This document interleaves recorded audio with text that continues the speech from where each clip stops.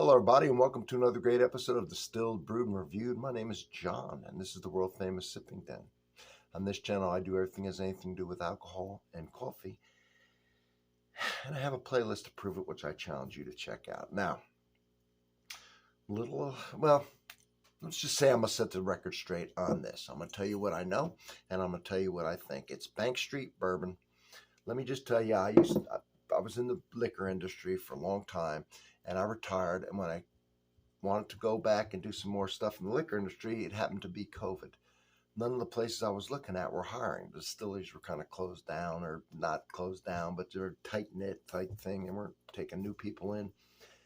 And liquor stores were open.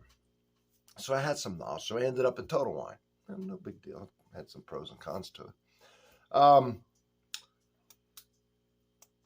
I did a whole video on everything you ever want to know about Total Wine. Check it out. There's some real good things about Total Wine. And there are some things that they have their problems like everywhere else.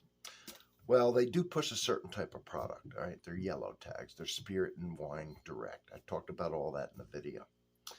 I'm not going to get into too much now. All I'm going to say is I always sold stuff for my reputation.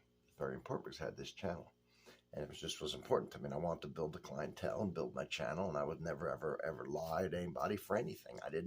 I was retired. I didn't care about if they got their bonuses. I didn't give a shit. I didn't get anything for selling anything, so I just had fun, got my hands on some good whiskey, and sold stuff. And I always tried to find out the answers to some of the stuff that they would sell that wasn't a national brand. And I, a lot of times, got that information because I had friends in the industry and they would know things, and I would find out information. A lot of times I would find it out, and nobody else in the store and the company seemed to know it. I'm sure somebody knew it way up top, but I would find out who's making it and a lot of other stuff. This one, I took the word of the people mainly, and what they told me was that this Bank Street, which is 80 proof and 5 years old, says Kentucky straight bourbon whiskey, so we know it's made in Kentucky. It says bottled in New Jersey. And what was the info they told me at first? I was told that this was made by Heaven Hill, that an independent person like you or I went in, bought a bunch of barrels, put it under our own name, in this case Bank Street, and sold it without telling anybody it was from Heaven Hill. No big deal. They sourced it. They watered it down to 80 proof because one of the people at Total Wine, which is a real big company, wanted this person or whoever it is to make a whiskey that was Kentucky exclusive. Okay, that was cool. That was the information I had. They told me don't tell anybody it was made by Heaven Hill, so at the time I didn't. They also then came down and told me that after Derby about 2 years ago, they were going to say who made this, and then put on the bottle, on the label. They were going to put who made it on the label, and also put that it was a Kentucky exclusive, and they were going to keep it in Kentucky, and that they were also going to raise the price. Okay, cool. Because at the time it was only in 4 stores. It was in 2 in Total Wine in Louisville and the 2 stores in Lexington, Total Wine.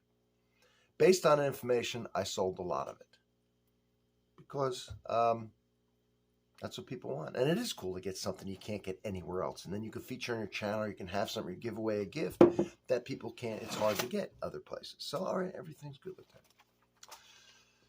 that. Didn't tell anybody it was Heaven Hill from, all right.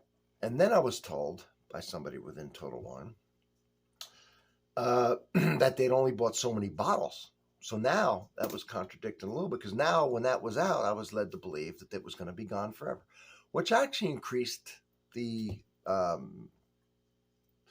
guess, the market for it. If you tell them it's only in 4 stores, it's only going to be in Kentucky, but it's going to disappear. All right. So that's the information I had, and that's where I got it. Next thing I know, it's in Indianapolis. Now, I'm kind of responsible. I really am. Because the vice president of the company came down and talked to me and everything about how much of this I was selling. Next thing I know, it's in Indianapolis. So I'm like, that story about Kentucky exclusives don't seem to be working.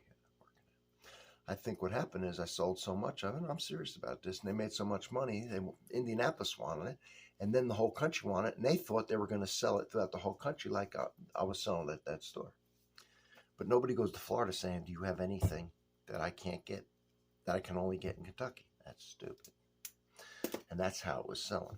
So anyway, they put it in Indianapolis. I was still able to sell because then I said it was only in 4 stores in the world in Kentucky, and it was in Indianapolis. I had to drop the old, it's going to stay the only Kentucky exclusive thing because obviously it wasn't. Then they released it to the whole country. That's fact. Now, what do I think? Either the guy keeps probably sourcing it from wherever he can get it, whether it be Heaven Hill, Bardstown Bourbon, wherever, as long as it's in Kentucky, so you can put this Kentucky straight bourbon whiskey on it. Obviously didn't just get one amount and it's going to sell out. Is continuing to buy it because he wants to make all this money off. I think it's dead. The store I used to work at, it used to have a big display. It's just a little thing on a shelf now. I don't see it. I go to Florida. I visit places. I see it in there. I ask them if it's selling. They say no. I say, you know anything about it? They say no. They don't know anything. So I've seen this pop up every once in a while on people's channels. Bardstown, or Bank Street Bourbon, blah, blah, blah, blah. What is it? I don't know. Well, now you know. So it is at this point, to buy this in Kentucky or anywhere else, since it's available everywhere, for $35 is ridiculous. It's 80 proof. I go in any store right now with you and show you, at least 10 bottles, twice as good as this for less money. It's garbage. And it was cool when it was, it doesn't taste terrible. Right? It's not worth $35 unless you say it's only in 4 stores in the world. Or you say it's never going to leave Kentucky, or you say it's going to be discontinued someday. Now it's worth something. That puts some worth on it. But if you say this is just something we're not going to tell you where it's from, and just buy it, and it's 80 proof, and it's everywhere, why? Why would you buy this? One reason you'll buy it is because if you go to Total Wine, they're going to push this like there's no tomorrow because it's yellow tag. That's what they're trained to do. That's fine. But they get somebody who doesn't know much about bourbon. They're looking for a gift for their significant other. Boom. That's how you get rid of this. That is the facts and my opinion, all mixed into one. I just settled, to me, this. I did have, I will say, some people think that this was made at Laird's, which is a place that makes brandy in Jersey. It's obviously made in Kentucky. It says Kentucky straight. Is it bottled by the same people who bottle Laird? Because the bottle's exactly the same, and Laird's is in New Jersey. There's a good chance of that. Really doesn't matter where it's bottled. What's interesting is where it's made. So anyway, that is the rest of the story.